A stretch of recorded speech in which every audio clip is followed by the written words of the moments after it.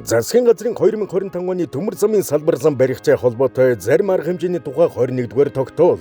Бахангай хөшгийн хүндийн чиглэлийн салбар төмөр замын төслийн талаар авах зарим арга хэмжээний тухай 86-р тогтоолуудыг үндэслэн Бахангай хөшгийн хүндийн чиглэлийн салбар төмөр зам барих ажлыг Монголын төмөр зам төрийн өмчит хувьцаат компани 2025 оны 4-р сарын 24-ний өдрөөс эхлүүлэн ажиллаж байна.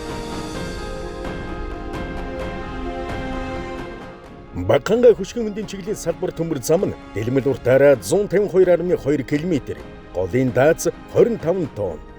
Жилд өссөн дүнгээр 3.5-аас 50 сая тонн хүртэлх ачаа тээвэрлэх хүчин чадалтай 3 өртөө 4 зөвлөг бүхий төмөр зам юм.